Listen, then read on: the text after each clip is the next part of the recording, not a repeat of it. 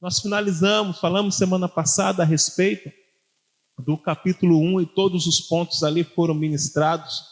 E eu disse que no período do inverno, Neemias estava orando e jejuando, buscando de Deus o seu favor, buscando a bênção do Senhor. E eu quero que você entenda que isso é importante. Foram 120 dias aproximadamente que este homem se dedicou à oração e ao jejum, colocando diante de Deus a sua causa, colocando diante de Deus a sua situação, jejuando, orando, consagrando a sua vida ao Senhor, para então tomar uma decisão. Veja que coisa impressionante, que coisa extraordinária. Na maioria das vezes, quando nós recebemos uma notícia que nos deixa angustiados, tristes, de imediato nós queremos de forma desesperada resolver tudo. E porque estamos chateados, e porque estamos irritados, e porque estamos com medo, e porque estamos desesperados, e porque não sabemos o que fazer, fazemos qualquer coisa. Mas olha a lição que nos é trazida. Espere, respire fundo, pense, vá orar e jejuar. Por qual tempo? O tempo que for necessário, até Deus confirmar em teu coração qual é o seu próximo passo, até que haja calmaria na sua alma, para que você dê o próximo passo. Pense comigo, este homem dando o próximo passo no desespero, irmãos. Como é que ia ser essa reconstrução? Não ia acontecer, ia ser uma bagunça. Pense comigo, este homem tentando dar o próximo passo, mas com seu coração totalmente desacreditado, sem ter a convicção de que Deus estava na causa com ele. Seria um grande problema, mas ele vai buscar o Senhor, aleluia. Ele vai se dedicar ao Senhor, e no momento oportuno, que nós gostamos de chamar de Kairós, no Kairós, ele se levanta e vai então ter com o rei. Porque ele já tinha de Deus a convicção de que tudo daria certo. E diz assim então o versículo 1, né? No mês de Nissan, no ano 20º do rei Artaxerxes, uma vez posto o ovinho diante dele, eu o tomei para oferecer e lhe dei. Ora, eu nunca antes estivera triste diante dele. O rei me disse: por que está triste o teu rosto e não estás doente? Tem de ser tristeza do coração. Então temi sobremaneira e lhe respondi: viva, ó rei, para sempre, viva o rei para sempre. Como não me estaria triste o rosto, se a cidade onde estão os sepulcros de meus pais está assolada e tem portas consumidas pelo fogo? Disse-me o rei: que me pedes agora? Então orei ao Deus dos céus e disse ao rei: se é do agrado do rei, e se o teu servo acha mercê em tua presença, peço-te que me envies a ajudar a cidade do sepulcro de meus pais, para que eu reedifique. Então o rei estando a rainha assentado junto dele, me disse: quanto durará a tua ausência? Quando voltarás? Aprouve ao rei enviar-me. E marquei certo prazo.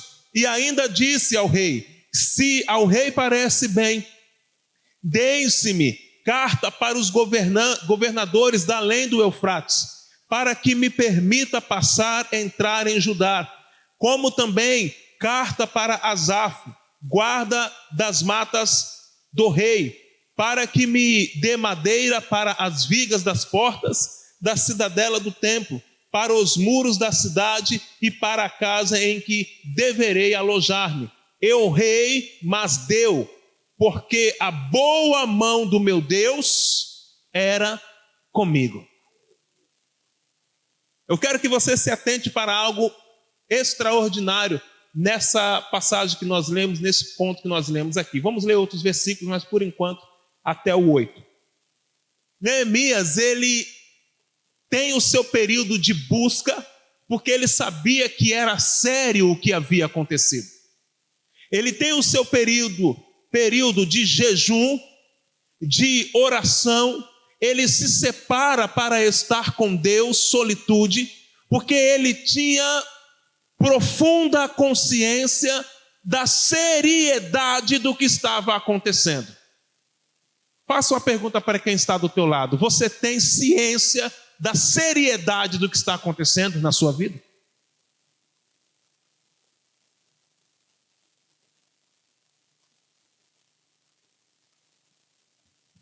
Muitas vezes nós, irmãos, não temos essa consciência. Nós achamos que um problema A, B ou C, às vezes é nada mais que um probleminha. Ou talvez temos até a consciência de que é um grande problema, mas nós não nos posicionamos em Deus. E começamos a arrastar este problema. Não paramos para entendê-lo e nos prontificar a resolvê-lo. Começamos a arrastar dia após dia.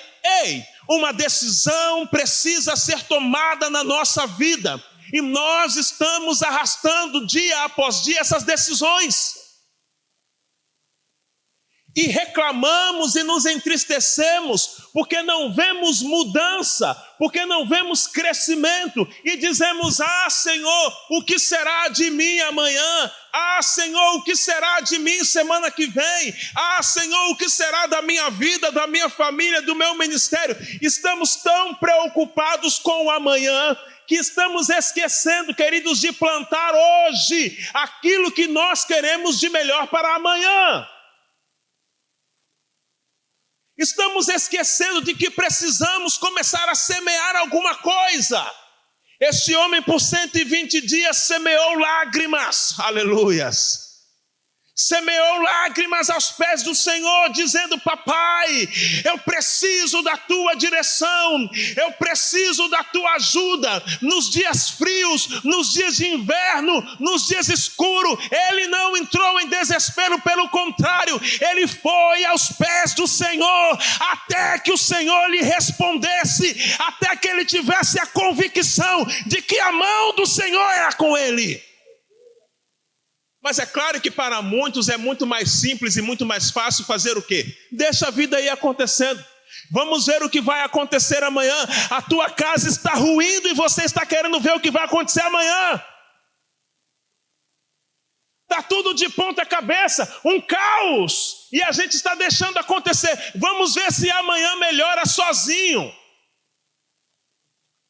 Precisamos aprender, queridos, que diante das guerras que vamos travar, e esse é um princípio básico da batalha espiritual, no qual eu tenho dito para você já há 3 semanas consecutivas, é um princípio básico. Nós precisamos identificar as coisas. Precisamos identificar quão profundo, precisamos ter a consciência do que é que nós estamos enfrentando. Qual é o tamanho desse gigante? De onde ele está vindo? Com que força, com qual poder ele está tendo acesso à nossa vida? O que está acontecendo? E não apenas nos desesperar e lançar a nossa vida na mão de outros, para que outros decidam o que será, para que outros falem como vai ser. Esse homem toma posse, ele vai para a busca ao Senhor, e agora ele está com os pés, plantados, aleluia, firmados no chão. Sabendo de que Deus estava com ele, ele então vai até a presença do rei. Mas presta atenção, você viu que eu falei para você que ele ficou ali 4 meses mais ou menos buscando ao Senhor? E como é que ele chega na frente do rei, irmãos? Sorrindo, alegre, triste. Mas espera aí, como é que ele está triste se ele orou tanto? Como é que ele está triste se ele jejuou tanto? Como é que ele está abatido se ele estava buscando esse tempo todo ao Senhor? Ele deveria chegar na presença do rei alegre. Ora, queridos, o que ele precisava resolver, ele tinha consciência. As coisas ainda não estavam resolvidas. A sua alma continuava abatida, mas o seu espírito estava confiante em Deus. A sua humanidade continuava abatida, mas o seu espírito estava agarrado a Deus. E quando ele chega diante do rei, que o rei olha e fala: você está abatido. E essa tristeza, olha que coisa linda, irmãos. E essa tristeza que eu estou vendo no seu olhar não é uma tristeza de doença. Não é uma tristeza física. Você consegue entender isso? O rei olhou para ele e falou: não, fisicamente você não está com problema. Eu estou enxergando a sua alma. E na sua alma você está angustiado. E na sua alma você está triste. Irmão, se não é Deus falando com Neemias, quem é? Aleluias. Deus conhece a nossa alma. O salmista vai falar: ele sabe a nossa estrutura, ele sabe da nossa tristeza, ele sabe da minha e da sua angústia, ele sabe o quanto eu e você estamos abatidos, mas ele sabe o quanto eu e você estamos em nosso espírito confiantes nele, agarrado a ele. E ele vai usar alguns para dizer: ei, essa tristeza que eu estou vendo em você não é doença física. A sua alma está angustiada. E agora vem o mais lindo, né? O que você precisa? Do que você precisa? Irmãos, se isso não é Deus nos dando e nos mostrando o caminho para que tenhamos em nossas mãos as ferramentas necessárias para sairmos e sermos vencedores, então não sei mais o que é. Mas veja o princípio. Agora nós já estamos no 2, né? Mas veja o princípio, lá no 1. Ele vai aos pés do Senhor. Ele reconhece sua humanidade. Ele chora, ele lamenta, ele jejua, ele ora. Olha o princípio. E agora os passos que ele está dando, ele mesmo declara no último versículo, aqui no verso 8, ele diz o quê? E o rei me deu, porque a boa mão de Deus era comigo. Tudo que estava acontecendo aqui, ele tinha ciência de que não tinha nada a ver com suas próprias forças ou merecimento. Ele tinha ciência de que Deus estava com ele neste negócio. Deus está contigo, irmãos? A gente sai para algumas guerras, algumas batalhas aí, sem saber se Deus está, se Deus não está. A gente sai para algumas batalhas aí, varão, e a gente fica meio em dúvida no meio do caminho. E aí somos bombardeados, e aí começamos a ser destruídos e não sabemos o porquê. Porque nos falta a mão de Deus nos favorecendo. E quando ele diz assim, ó, pede o que você quer, o que você precisa? É o Senhor nos falando, é o Senhor nos ensinando, que quando nós nos achegamos a Ele, quando nós insistimos, conforme foi ensinado aqui na parábola, lembra a parábola do amigo? Insistente, quando a gente persevera, quando a gente bate na porta, quando a gente grita, Ele nos atende. E quando Ele nos atende, a pergunta que Ele faz é: o que é que você precisa? Aleluias. Se Neemias não soubesse qual era a batalha que ele ia enfrentar, a dimensão do que ele ia enfrentar, ele ia pedir o que para Deus? Ah, Senhor, sei lá, me dá aí paz, me dá aí, sei lá, Senhor, me dá aí alegria, me dá aí, sei lá, me dá alguma coisa, o que o Senhor quiser, me dá aí o que o Senhor quiser. É assim que a gente faz. A gente não sabe o que está enfrentando, a gente não tem consciência daquilo que está na nossa frente, então a gente fica pedindo coisas que não faz sentido para aquele momento. A gente fica pedindo um monte de ferramenta que em nada nos ajudará para aquele momento. Ora, se você entende que está num período de conquista, de guerra, de batalha, se você entende que você está num período em que você precisa resolver a situação, então você precisa de quê? Você tem que falar o que você precisa. Senhor, eu preciso disso. Eu preciso disso. Para que eu tenha a ferramenta correta, dada por Deus para que eu possa ir e reconstruir e fazer o que tem que ser feito. E não ficar pelo meio do caminho chorando, desesperado, irmãos. Ora, os problemas estão aí para quê, gente? Para serem resolvidos. Então resolva o problema. Ah, pastor, mas é grande demais. Ora, se não fosse Deus na sua vida, tantos outros você não teria feito, irmãos. E aqueles que você não resolveu te assombra até hoje, porque você não se levantou em Deus para encarar. Mas quando você entende que o Senhor é aquele que te dá ferramentas para vencer as batalhas, você começa a pedir as ferramentas corretas. Aleluias. Eu estou numa guerra na minha casa e o que eu preciso é de sabedoria. Então, Senhor, dai-me sabedoria. Eu preciso de... Senhor, este momento não preciso de mais dinheiro na conta, Senhor. Já está bom meus 5.000 reais lá. Já está ótimo, Jesus. Eu preciso de sabedoria, Pai. Me dê sabedoria para eu saber lidar com essa situação. Me dê discernimento. Ativa em mim o espírito de discernimento para que eu possa lidar com essa situação. Do que você precisa, peça e o Espírito Santo te dará. Peça e o Espírito Santo ativará na sua vida. Agora, por que estamos nos perdendo? Primeiro, não temos ciência do que estamos enfrentando. A gente fica escondendo as nossas dores. Aí só quem vê na primeira mensagem vai entender um pouco mais disso aqui. A gente finge que não é ser humano, lembra? A gente vai se escondendo, vai camuflando um bocado de coisa e depois na hora que precisa resolver não consegue. Porque está tão cheio de coisas aqui dentro que aí os anos vão passando, passa 1, 2, 3, 10, 15, 20, 30, 40, 60, 80 anos e você não consegue resolver. Problemas que estão te perseguindo, a vida inteira. Aí você pede um monte de coisa para Deus, menos aquilo que vai resolver a sua vida. Pede tudo para Deus.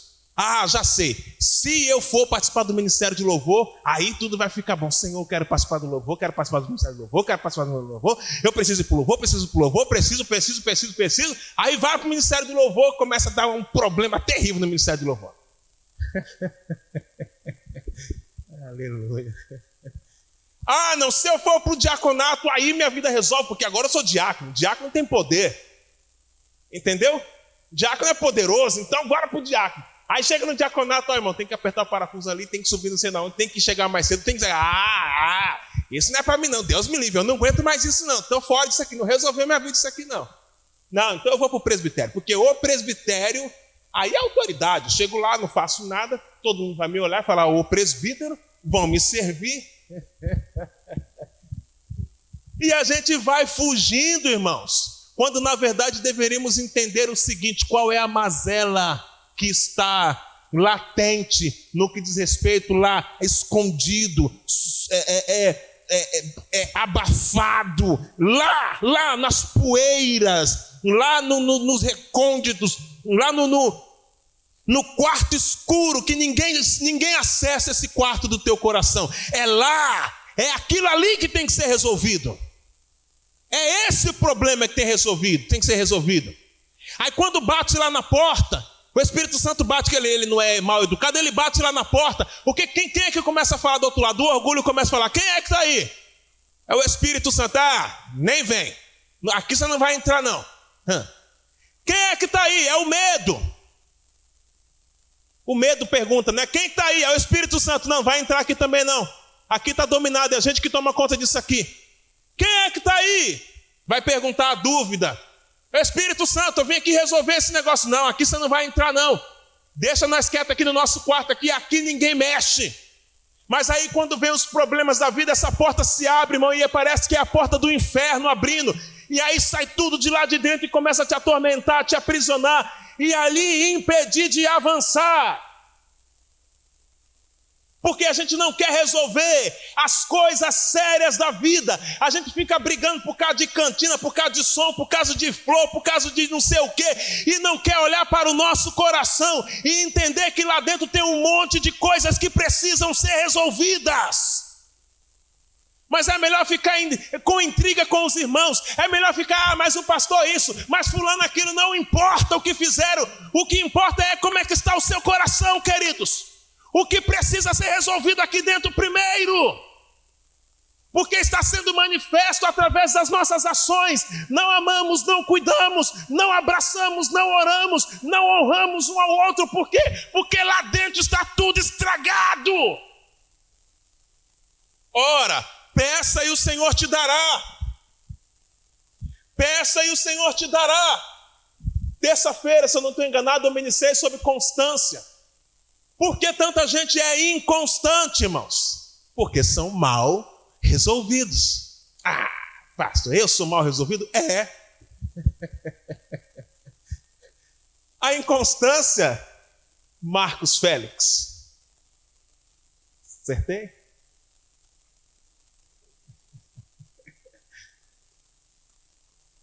Tem a ver com má resolução. Não sei para onde vou. A musiquinha do Silvio Santos. Não sei se vou, se fico. Não sei se fico, se vou. Se vou, não sei se fico. Se fico, não sei se vou. Ai, ai, ai, ai, ai. Isso gera o quê? Inconstância. Um dia eu sou o poderoso, o guerreiro. No outro dia eu não quero muita conta com Jesus. No outro, mas peraí, agora eu senti um negócio aqui dentro, meu irmão foi forte. E agora, pastor, conta comigo, porque, meu Deus do céu. 2 dias. Basta uma chuva, basta o tempo mudar em Santos, ficar mais frio, que acabou aquele poder todo, aquela força toda.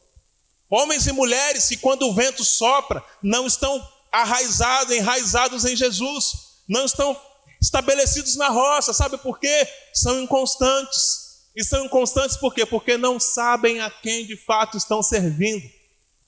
Terça-feira eu falei sobre isso. Olha, no demais, irmãos meus, sejam firmes, constantes e sempre abundantes na obra do Senhor, lembrando que vosso trabalho não é vão no Senhor. No demais, ou seja, uma vez que está estabelecido, uma vez que eu e você temos ciência de que Jesus Cristo ressuscitou dentre os mortos, está à destra do Pai e prometeu que voltará para nos buscar, uma vez que você tem essa convicção, uma vez que você tem essa certeza, então seja firme, constante e abundante. Por quê? Porque o seu trabalho não é vão, porque ele é para o Senhor. Como é que eu vou parar, irmãos? Toda vez que eu pensar em parar, eu vou olhar para onde? Eu vou olhar para a cruz. E quem é que vai estar lá na cruz? Quem vai estar na cruz, igreja? Jesus já está na cruz? Oxe, deixa eu tirar o óculos aqui para eu ouvir direito. Deixa eu tirar o óculos para eu ouvir direito. Quem é que vai estar na cruz, irmãos? A cruz vai estar vazia, irmão. Vocês são católicos, é? Oxe. Ai, ai, ai. Você vai olhar para a cruz. E quem vai estar na cruz? Por que a cruz vai estar? Jesus ressuscitou, queridos. Quando você olhar para a cruz vai estar vazia. E algo em teu coração vai incendiar. Você vai dizer: o meu Redentor vive, Ele é comigo. Então me levantarei e farei a grande obra. Aí não dá tempo de você ficar inconstante. Sabe aquele dia que você está tristinho, chato, amuadinho? Olha para onde? Olha para a cruz já está vazia. Você fala: opa, Jesus ressuscitou, Ele prometeu que vai voltar, então deixa eu ficar de pé e ser constante na obra do Senhor. Alguém vai olhar para você e vai falar: puxa vida, essa tristeza aí não é física, a sua alma está abatida. Vem cá, do que você precisa? Do que você precisa? Eu não sei se você está entendendo aqui o paralelo que eu estou fazendo, mas a gente se esconde, a gente não quer que ninguém nos veja. Como é que eu vou olhar para os seus olhos se você não está aqui, se eu não ando com você, se nós não somos de fato irmãos em Cristo? Como é que alguém vai olhar para você, estender a mão e falar: do que você precisa, deixa eu te ajudar? Se você não está buscando o Pai no secreto, declarando o seu amor e a sua necessidade dele: Senhor, eu preciso da tua intervenção. Aleluia. Nada é impossível para Deus. Nada é impossível para Deus. Seja o que for que nós tivermos que reconstruir, se o Senhor vier a nosso favor, se Ele intervir a nosso favor, faremos uma grande reconstrução.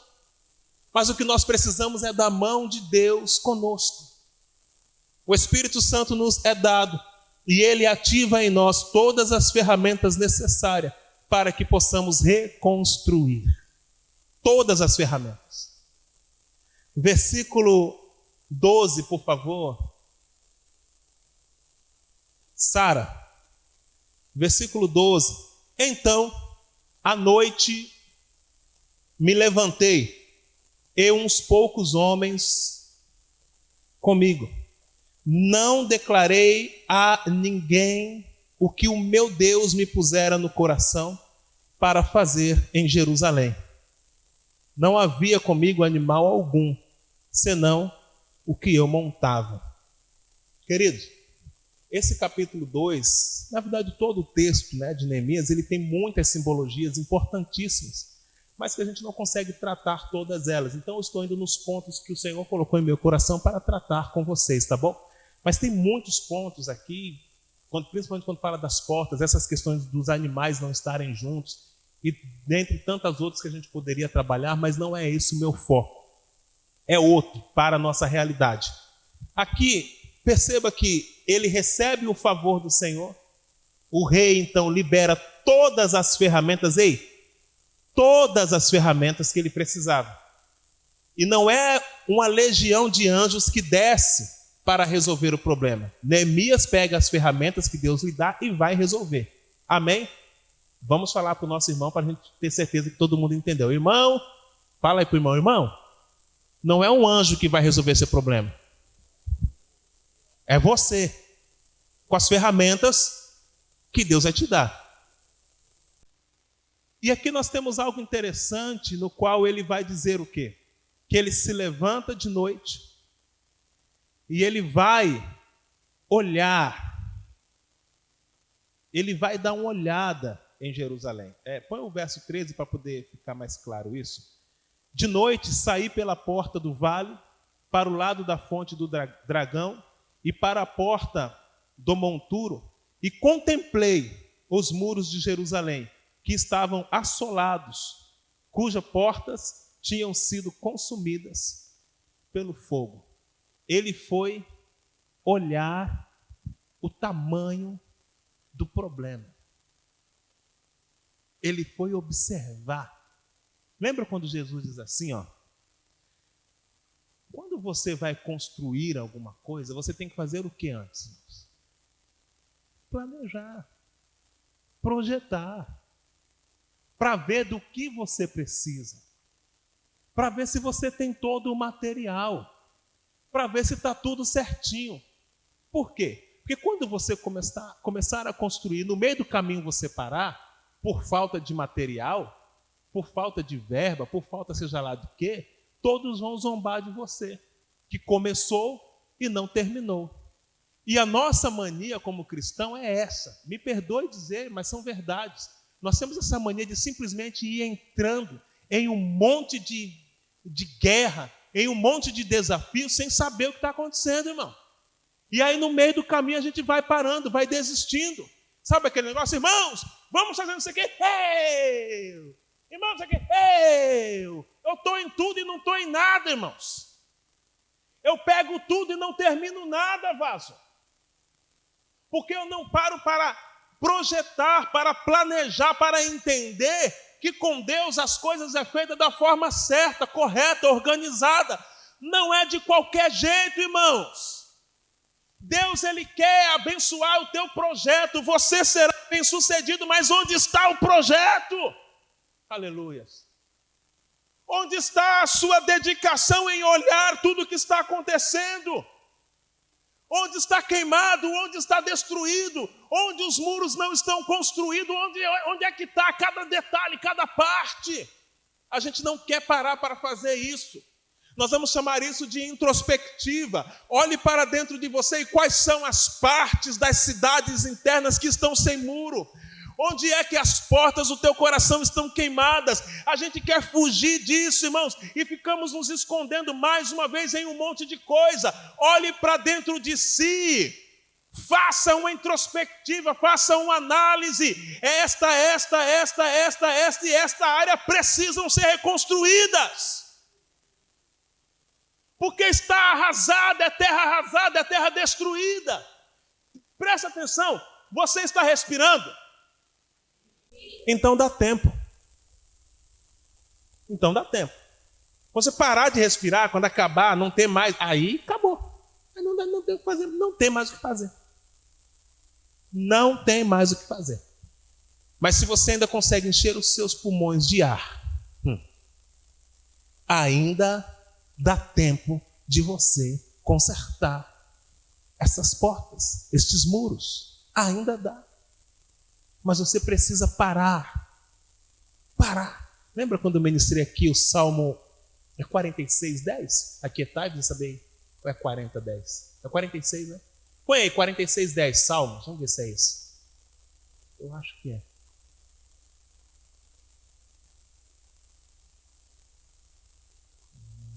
Olha só. Aquietai-vos e sabei que eu sou Deus. Serei exaltado entre os gentios, serei exaltado sobre a terra. Aquietai-vos. Uma das ordens mais difíceis de serem cumpridas. Uma das ordens mais difíceis de nós obedecermos. Aquietai-vos.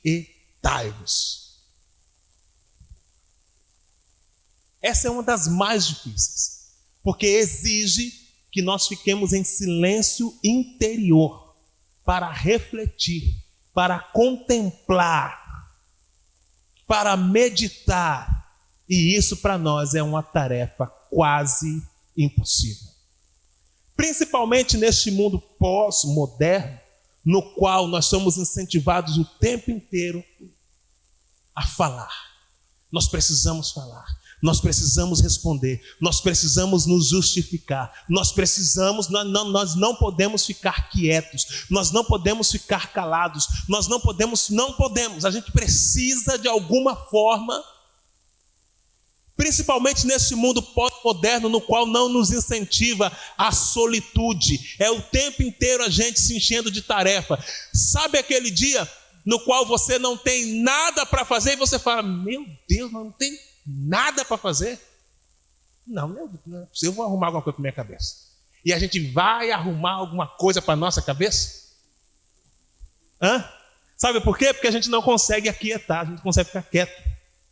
Irmão, nós temos um problema sério em desligar, em se desconectar. Presta atenção. Aquietai-vos, está agitado aí dentro, aquiete-se, Deus está contigo. A coisa está fervendo, está tudo tumultuado, está aquela agonia, faça ou não faça, e agora olha a confusão. Aquietai-vos, o Senhor é aquele que te dará a direção, o Senhor é aquele que te sustentará, o Senhor é aquele que vai colher todas as tuas lágrimas, mas aquietai-vos.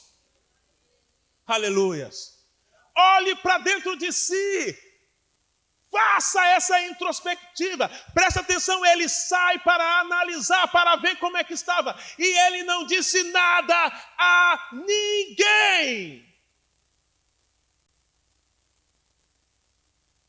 Nós estamos no mundo, novamente, pós-moderno, ultramoderno, em que toda a nossa vida ela é exposta aonde mesmo? Mas você quer saber o que está acontecendo na vida do irmão? Digita o nome lá. Pô, mudou? Você não vai fugir de mim, não. Digita lá, Marquinhos Félix. Você vai saber o que ele comeu de manhã, de tarde, de noite. Você vai saber a hora que ele dormiu, a hora que ele chegou do trabalho. Estou indo buscar a nega, estou voltando de buscar a nega. Você vai ter o roteiro certinho ali, da vida dele. Capítulo por capítulo. Brincadeiras à parte, você quer saber o que está acontecendo na vida do outro? 90% das pessoas se expõem aonde? E você sabia que a pergunta do... Vamos ver se eu acerto o nome dele. Marcos Zuckerberg. Mark Luther King, né? Qual é a pergunta que ele faz todo dia para você na rede social? A pergunta dele é a seguinte: no que você está pensando? E aí a gente começa a falar no que a gente está pensando. Aí você pega o livro de Filipenses, capítulo 4, e diz assim lá: pensai, veja, em tudo que é bom, louvável, digno, agradável, que tem louvor. Pensai nessas coisas, é nisso que vocês têm que pensar. Aí você pega o Instagram, você pega o Facebook do crente, no qual está escrito lá, no que você está pensando. E aí você descobre no que ele está pensando. Você fica, meu irmão, não era bem isso que você deveria estar fazendo. Contando toda a sua vida, irmãos. Todos os seus segredos de batalha. Você sabia que um dos motivos do povo de Israel ter sido levado cativo à Babilônia foi porque o rei não conseguiu guardar segredo? Rei Ezequias, que acabara de ter passado por um milagre. Você lembra que ele orou, pediu para Deus curar? Deus curou e ele foi e abriu todos os segredos do palácio. Quando ele fez isso, o profeta chegou até ele e disse o quê? Por causa disso você vai ser escravizado. Por causa disso a nação será escravizada. O camarada simplesmente contou todos os seus segredos. Eu vou te falar mais uma vez. Quando você sai para a guerra, irmãos, quando você sai para a batalha, apenas algumas pessoas podem te acompanhar. Apenas algumas pessoas podem saber o que você está enfrentando. Não são todas. Alguns homens se levantaram junto com ele e foram fazer a inspeção. Algumas pessoas, aleluias, Deus vai colocar ao teu lado,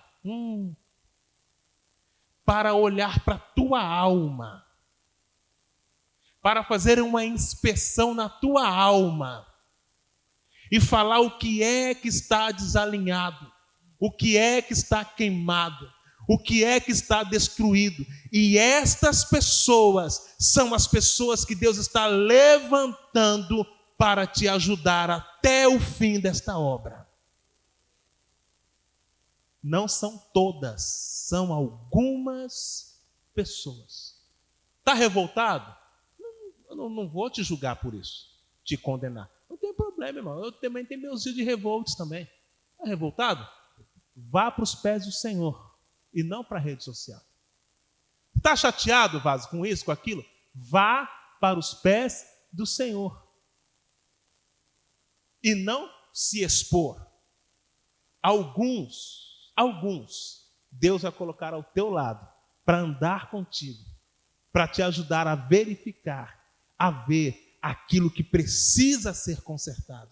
E esses, pode ter certeza, irmãos, pode ter certeza, que no dia da adversidade, eles estarão lá de mãos dadas, falando assim: você não vai ficar prostrado, você não vai ficar nessa situação, bora, levanta.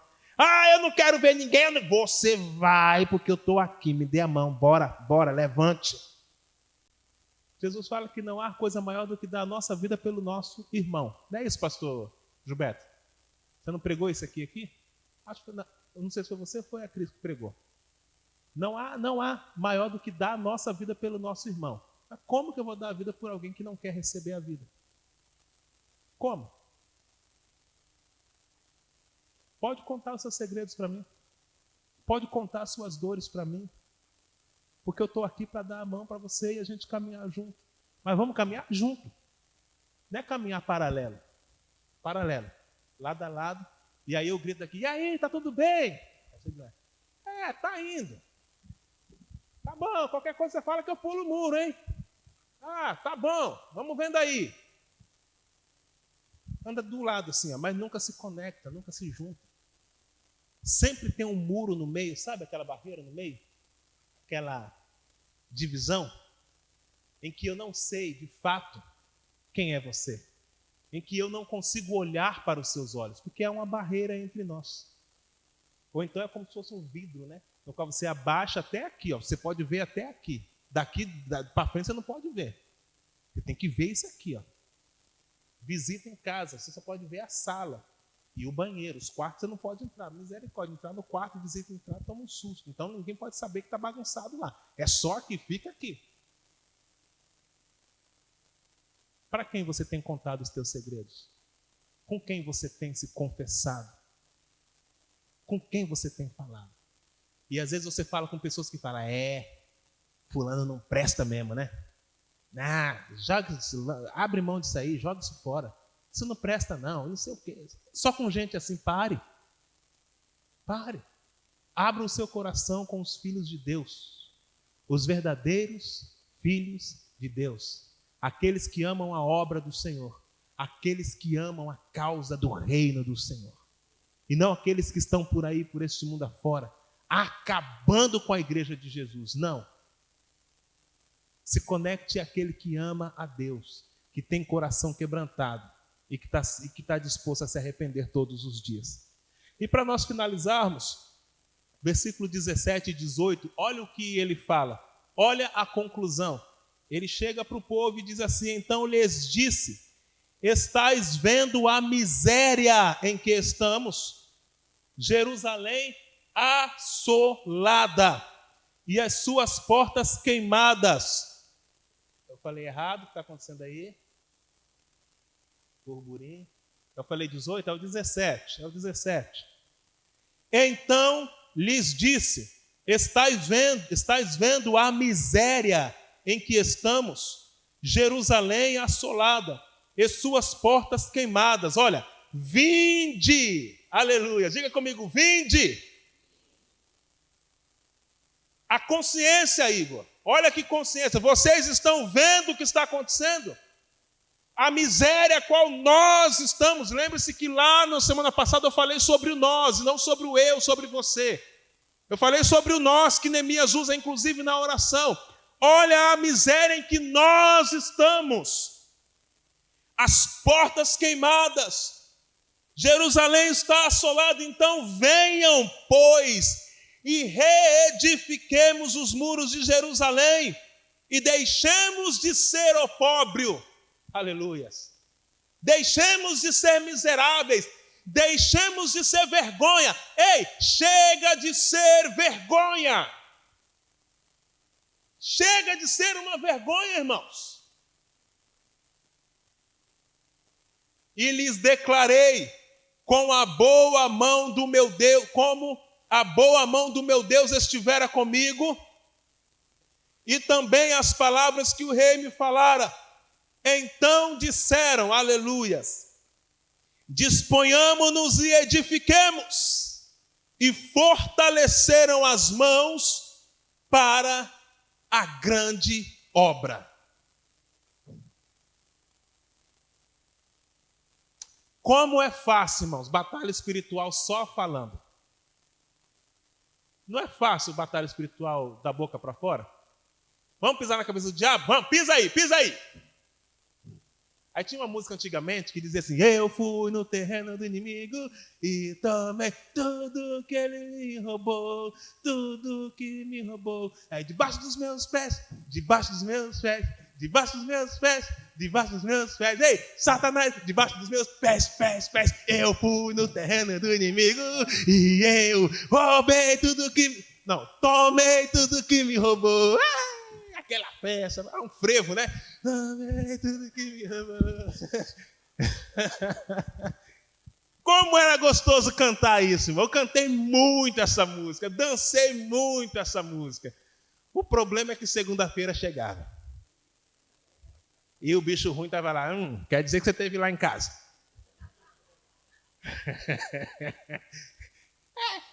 Veja bem, é que... quer dizer, você foi... O que é que você pegou? Me dê, eu vou pegar de volta. Ó, tá aqui o copo que está quase caindo, ó. Quer dizer que você foi lá em casa. E pensa numa coisa, irmãos. Pensa num ser que não esquece fácil. o diabo. Sabe aquele desafio que você fez com ele lá 50 anos atrás? Você foi lá, deu bicuda na cabeça e profeticamente não sei o que, fez um bocado de coisa? Você acha que ele esqueceu? Quem esquece somos nós, irmãos. Tem um ditado aí fora que diz assim: quem bate, esquece. Quem apanha, nunca esquece. A gente vai, tipo dia, vai um bocado de coisa. É a tal da fé coletiva, né? Tá todo mundo ali, tá todo mundo pisando, eu vou pisar também. Aqui nós estamos juntos. No dia a dia a coisa pega, irmão. No dia a dia não é bem assim, não. Não é bem assim. E a gente sai por aí, fazendo um bocado de coisa. Presta atenção.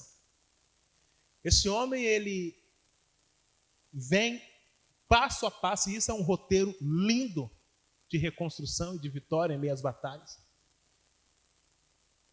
E quando ele faz a sua visitação, inspeção, e que ele vai falar com o povo de Israel, ele então declara a sua verdade, a sua realidade. Vamos reconhecer o nosso real estado. Sabe quando eu ou você temos um problema numa área e a gente fica justificando o problema? Nós nunca vamos resolver, porque a gente prefere justificar. O cara é mentiroso, aí ele fica justificando a mentira. Não, mas é que foi necessário, porque... mas é que... Nós vimos aqui nas parábolas, vocês não podem servir a dois senhores, né? Não foi isso que a gente aprendeu? Vocês não podem servir a Deus e não podem servir a Mamon. Mamon nos torna um consumista desenfreado. Aí a gente está lá, consumindo, sem nenhum tipo de sabedoria. Mas a gente para falar, puxa, eu estou em miséria. Isso aqui está acabando comigo. E eu preciso arrumar isso. O que ele está fazendo é reconhecendo o estado. E lembre-se que lá no começo ele fez o reconhecimento do estado espiritual. Esta reforma feita por Neemias não é uma reforma apenas material, física. É uma reforma também espiritual. No decorrer dos domingos você vai ver que eu vou tratar isso também. É uma reforma da alma e é uma reforma espiritual, queridos. O todo da nação está sendo reconstruído. Mas passa por um princípio. Antes de tudo começar, existem princípios que não podem ser pulados. E aqui está olha o nosso estado.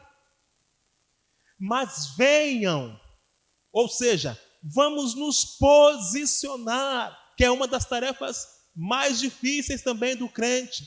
E nos posicionando, vamos reedificar esse muro. E vamos deixar de ser vergonha. Vamos deixar de ser opróbrio. Vamos deixar essa condição terrível de uma vez por todas. Está nas nossas mãos, porque Deus já nos autorizou. Você sabe o que é ser abençoado por Deus? A maioria tem a seguinte concepção única e exclusiva de bênção, tá? A maioria tem a concepção do seguinte: bênção de Deus é o seguinte: Senhor, me dá um copo, me dá um copo, me dá um copo, me dá um copo. Aí Deus vai e te dá um copo. Aí você fala, puxa, eu fui abençoado por Deus. Para muitos, isto é a única forma de entender a bênção de Deus. Mas aí eu te pergunto, quando você lê o Salmo 133, por exemplo, que vai falar que é bom e suave que os irmãos vivam em união. E diz, no final do texto, diz o quê? Que onde existe união, onde há unidade, pega essa chave aí, hein? O Senhor faz o quê? Ele ordena. Ele ordena, ele não pede, ele ordena que haja o quê? A bênção. Que haja a vida. Que haja vida e bênção. Ele vai ordenar que a bênção se estabeleça e que a vida se estabeleça onde estiver a unidade. Aí imagine você, nós nos tornamos pessoas, uma igreja unida. De fato, unida. Então, o que seria a bênção do Senhor? Seria, sei lá, você saiu do culto hoje, chegou ali, tropeçou em 100 mil reais. Aí foi para casa, chegou em casa, apareceu um carro na sua garagem. Pastor, apareceu um carro aqui na garagem. Será que é meu? Aí quando você pega a chave, está cravado seu nome na chave do carro. Fala, meu Deus, e a placa são as iniciais do seu nome. Fala, isso aqui é a bênção de Deus. Em unidade, olha a coisa acontecendo.